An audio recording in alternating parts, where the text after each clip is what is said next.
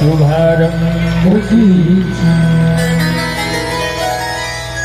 बोलो रामचंद्र भगवान की जय। बोलो बांके बिहारी लाल की जय।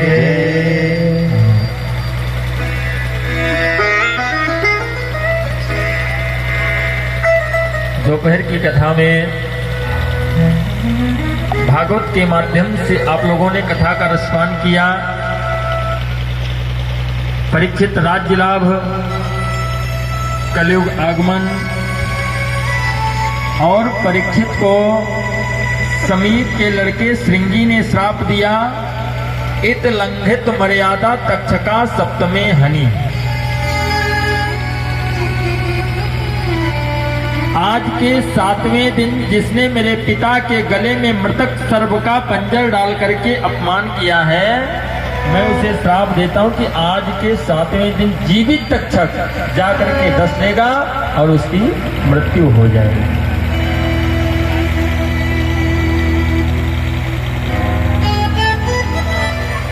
परीक्षित सुखताल पे पहुंचे, गंगा के तट पर बैठ गए और वहीं पर सुखदेव जी पहुंच गए,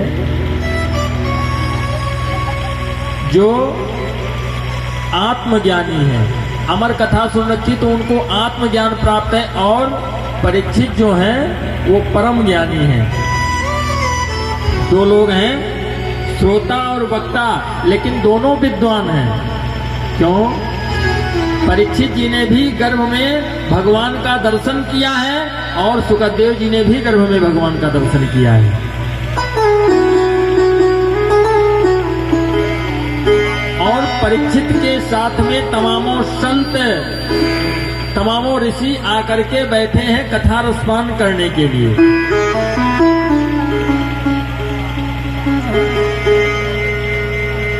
सर्वप्रथम में सुखदेव जी ने ध्यान विधि बताया है, जो आज के समय में लोग नहीं कर सकते हैं। किस प्रकार से हमको बैठ करके कथा सुनना चाहिए, यजमान को क्या क्या चीजें पालन करनी चाहिए।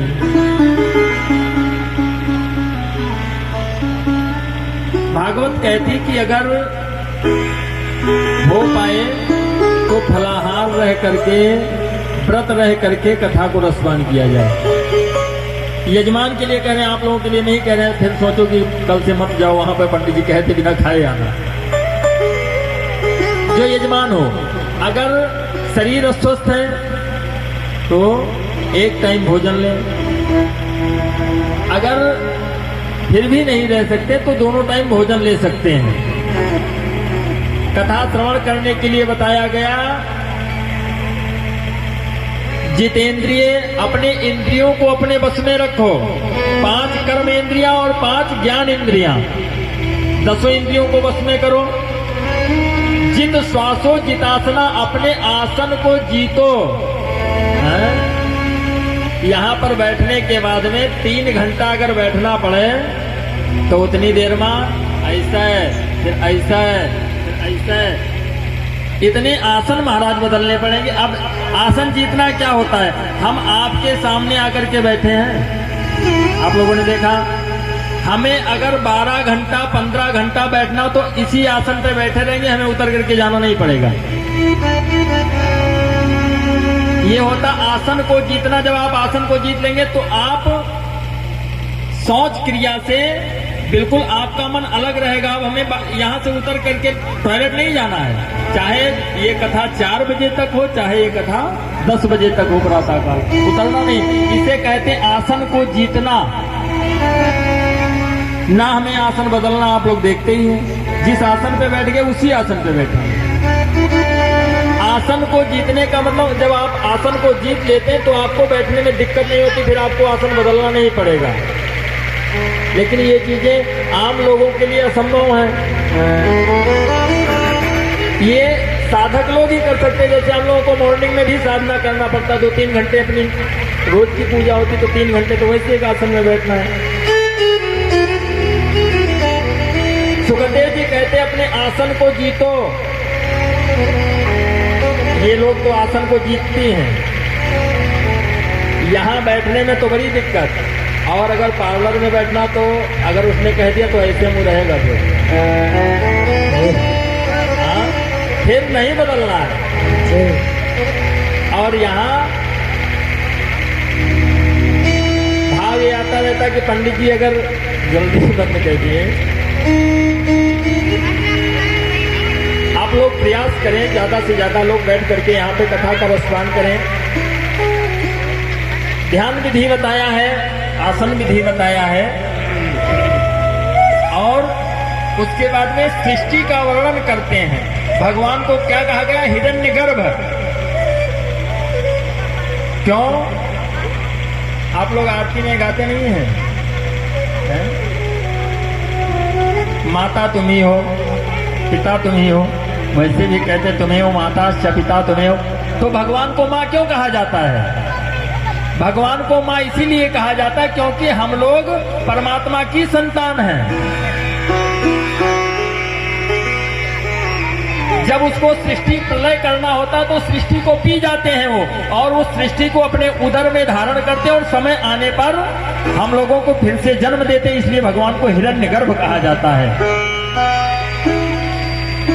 सृष्टि संरचना की कथा सुनाई है।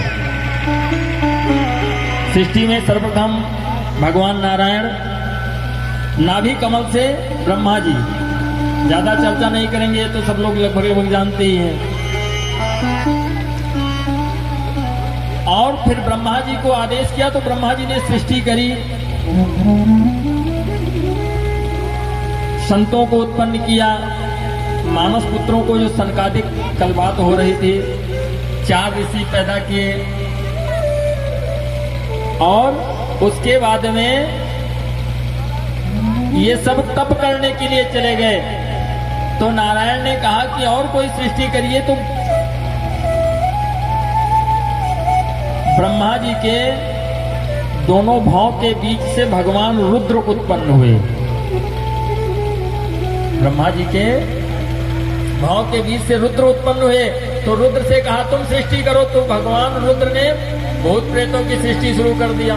तो कहा अब तुम रहने दो, इनकी जरूरत नहीं है।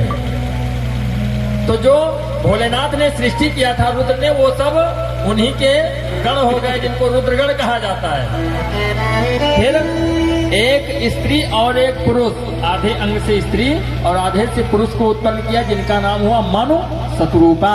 मनु की संतान होने की वजह से हम लोग मनुष्य कहे जाते हैं। बोलो लक्ष्मीनारायण भगवान की जय। महाराज मनु के 3 बेटियां हुई, आकुति, देवहूति और प्रसूति, और 2 लड़के हुए, प्रियव्रत और उत्तानपाद। सर्वप्रथम में वर्णन करते हैं लड़कियों के बारे में, क्योंकि लेडीज फर्स्ट आगे से आ रहा है। सर्वप्रथम में कन्याओं का वर्णन किया। आकुति का विवाह रुचि प्रजापति के साथ में हुआ, माता देवहूति का विवाह कर्दम जी के साथ में हुआ, और प्रसूति का विवाह किसके साथ में हुआ? दक्ष प्रजापति के साथ में। सुखदेव जी कहते राजन, दक्ष प्रजापति ने प्रसूति से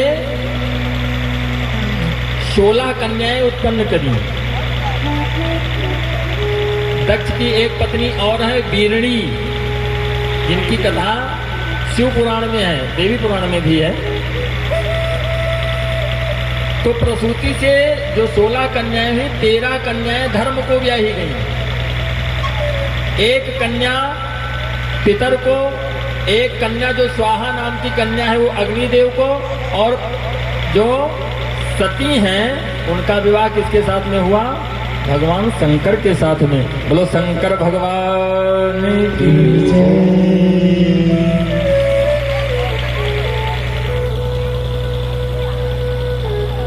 कृपया आप लोग यहाँ पे फोन ना चलाएं।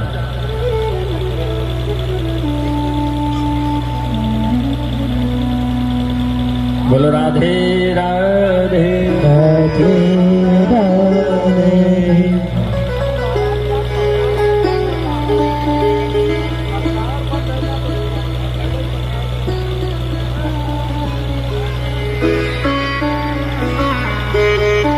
फोन को साइलेंट पे कर दें थोड़ी देर के लिए, जितनी देर यहाँ बैठे हमको सुने, और जब मन उबने लगे तो कह दीजिएगा, हम बीच में विराम कर देंगे, आप लोग अपना कार्य कर लीजिएगा। क्योंकि क्या है कि किताब हमें देखना नहीं रहता, इसलिए चलिए कोई बात नहीं है। प्रसूति का विवाह भोलेनाथ के साथ में हुआ, और आप लोगों को हम ये बता दें, भोलेनाथ हमारे इष्ट हैं, हम उन्हीं को इष्ट मानते हैं। My love is my God, मेरे महादेव। भगवान शंकर से ही हमें प्रेम है। बाकी परिवार वाले महाराज साथ छोड़ देंगे, हम ये जानते हैं, दूसरे को बताते इसलिए हमको पता है। लाइफ में प्यार उसी से करो जो हर समय साथ दे। हमें जब जब जरूरत पड़ती है तो इनको आना पड़ता है, अपनी प्रत्यक्ष अनुभूति है इनके साथ में, इसलिए हम इनसे प्यार करते हैं। लोग कहते हैं आज के समय में, पंडित जी मेरा दिल टूट गया, अरे तो टूटेगा ही, हैं? सभी सेल्फिश हैं। संसार वालों से भगवान ने आपको बुद्धि दिया है और दिल दिया है। दिल किससे लगाना चाहिए? परमात्मा से, ताकि टूटे ना, और बुद्धि लगाओ संसार वालों से। लेकिन हम क्या करते हैं? बुद्धि लगाते भगवान से और दिल लगाते इंसान से, और उसके बाद में कहते दिल टूट गया। इन लोगों का काम है दिल तोड़ना।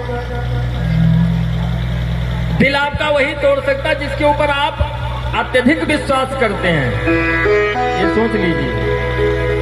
और परमात्मा ऐसा है, उसके ऊपर आप जितना विश्वास करोगे, आज नहीं फिर किसी दिन चर्चा होगी, हम आपसे बताएंगे कि प्रत्यक्ष अनुभूति कैसी, आमने सामने की मुलाकात भोलेनाथ से, अपनी निजी अनुभूति है। लेकिन जब से हम इनके शरण में लगे, फिर कहीं जाने की जरूरत महाराज नहीं पड़ी है। इसलिए कोई अपना इष्ट बना लो, उसी को सौंप दो। तन मन धन सब है तेरा, बाकी और किसी का कुछ नहीं है।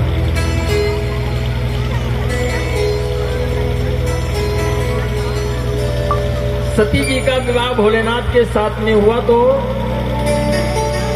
समय व्यतीत होता कैलाश पे रह करके। एक दिन भोलेनाथ ने सती से कहा कि चलो हम तुमको कथा श्रवण करवाते हैं। किसकी कथा? राम जी की कथा।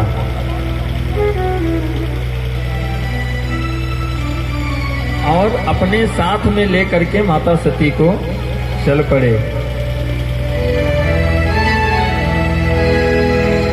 कि एक बार कुंभ ऋष पाई, एक बार कुंभ ऋष पाई,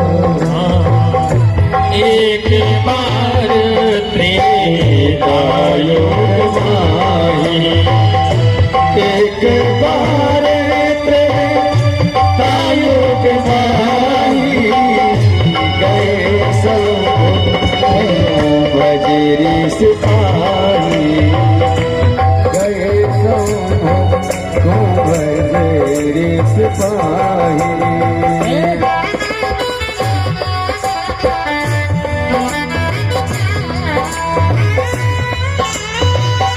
संगे सती जग जगनी भवानी, संगे सती जग जगनी भवानी, पूज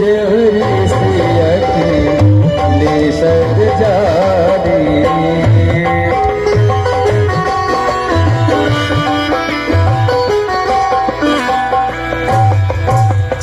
त्रेता युग में एक बार त्रेता युग माही, शंभु गए कुंभज ऋषि पाही। कहाँ पर? अगस्त जी के यहाँ पर। साथ में कौन है?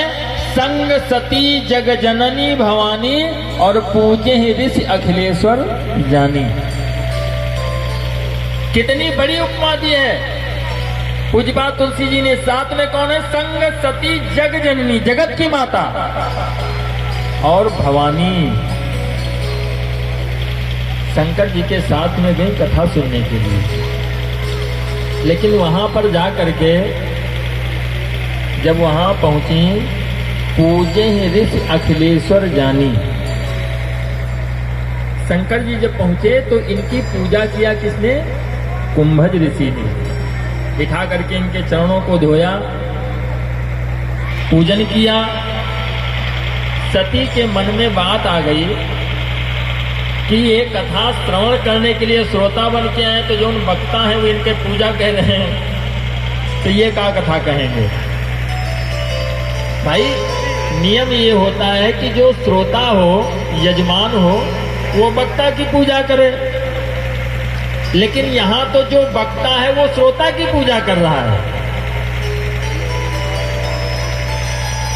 इसलिए सती के मन में क्षोभ उत्पन्न हो गया। इन्होंने कथा को नहीं सुना। हे बच्चे, प्लीज कीप साइलेंट। गंदे बच्चे अच्छी बात नहीं करते हैं।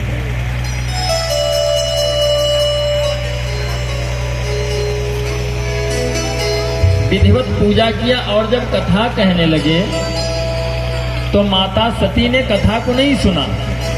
शंकर जी तो ध्यान पूर्वक बैठ करके सुन रहे हैं, लेकिन माता सती इधर उधर भ्रमण कर रही, कथा को नहीं सुना। और जब उधर से वापस हुई तो समय कहां तक व्यतीत हो चुका है? भगवान राम का जन्म हुआ, जन्म के बाद में विवाह हुआ है, और विवाह के बाद में उनका वनवास हुआ है। वनवास में माता सीता का हरण हो चुका है, और वो सीता को खोजते हुए जा रहे हैं, पुकारते हुए।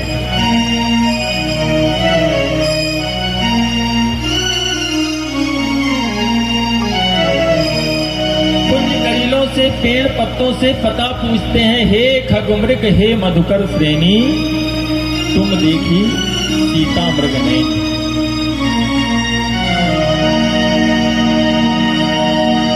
विरह व्यथा से व्यथित हृदय हो, पग पग ढूंढे राम। विरह व्यथा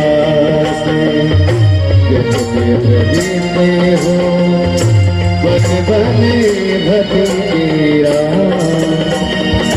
अपनी सिया को प्राणी प्रिया को, अपनी सिया को प्राणी प्रिया को, पग पग ढूंढे विरह व्यथा देते हो, पग पग ढूंढे राम।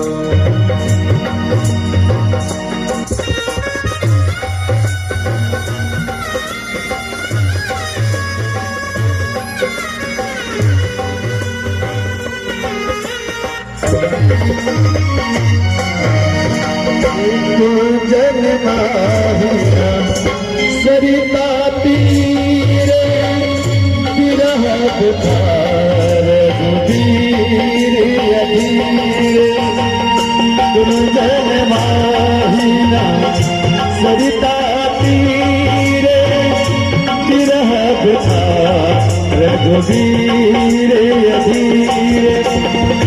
हे खगमृग है मधुकर श्रेणी, तुम देखी सीता मृग लेरी।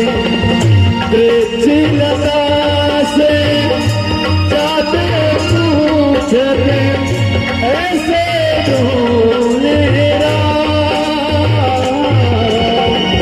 विरह व्यथा से व्यतीते हो, पग पग ढूंढे अपनी सिया को प्राणी प्रिया को। सिया को प्राणी प्रिया को पग पग ढूंढे विरह व्यथा से व्यथित भ्रमिते हो बन बन भटकी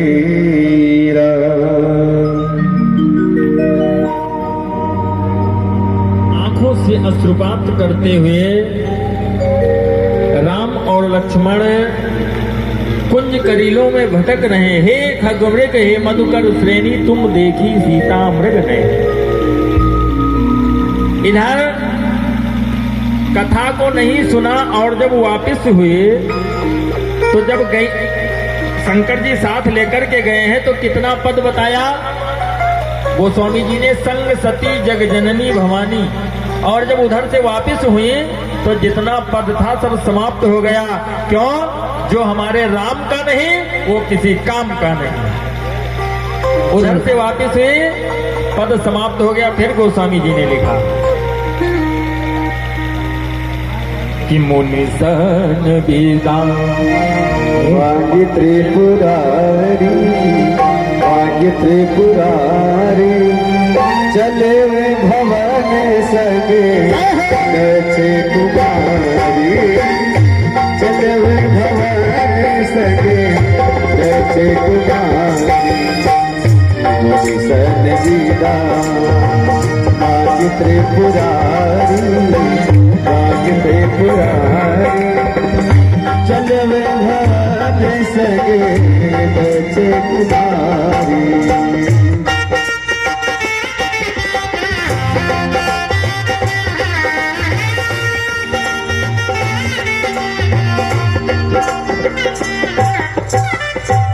आगे लिखा मुनि सन विदा मांग त्रिपुरारी चले भवन संग दक्ष कुमारी। पिता का नाम क्यों लगाया? क्योंकि दक्ष बहुत बड़ा अभिमानी है और अभिमानी की बेटी वो भी अभिमानी। कथा नहीं सुना तो इसलिए पिता का नाम लगा दिया। अभी गई हैं तो संग सती जग जननी भवानी और जब वापिस हुई तो चले संगले दक्ष कुमारी। जितना कुछ था सब पद समाप्त हो गया महाराज।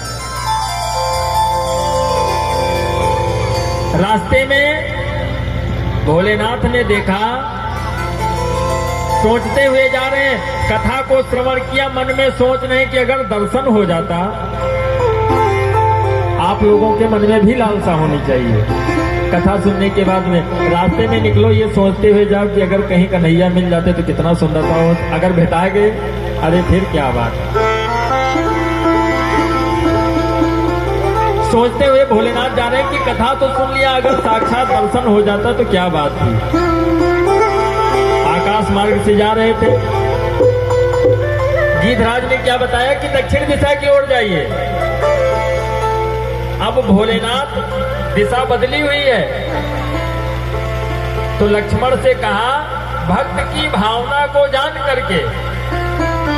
इसीलिए कहते हैं कि जो इच्छा करी हो मन माही राम कृपा कछ दुर्लभ नहीं।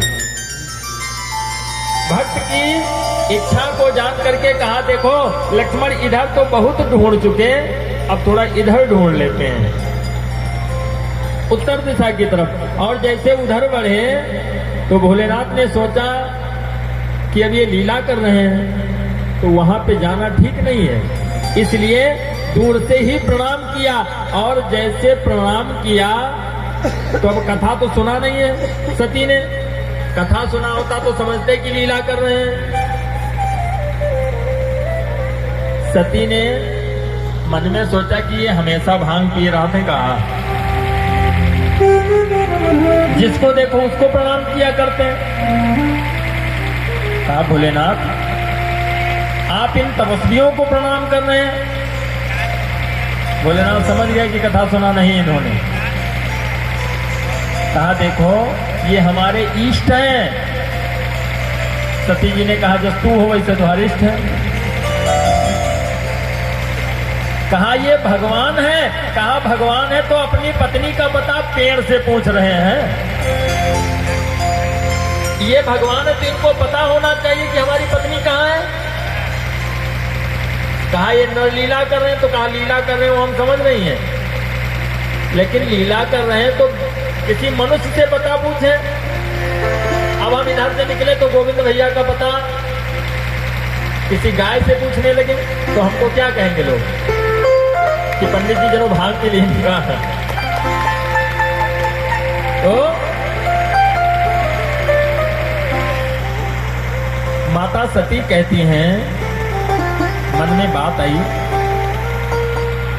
कि शंकर जगत बंद जगदीशा और सुर नर मुनि सब नावत सीसा राम सिया राम सिया राम जय राम सिया राम सिया राम जय ओ शंकर जगत बंद जगदीशा सुर नर मुनि सब नावत सीसा सिया राम जय राम बोलो राम सिया राम जय राम। सती सोच रही कि शंकर जगत बंद जगदीशा सुर नर मुनि सब नाम है सीसा। सभी लोग शंकर जी को प्रणाम कर रहे हो, शंकर जी तपस्वी प्रणाम कर रहे हैं।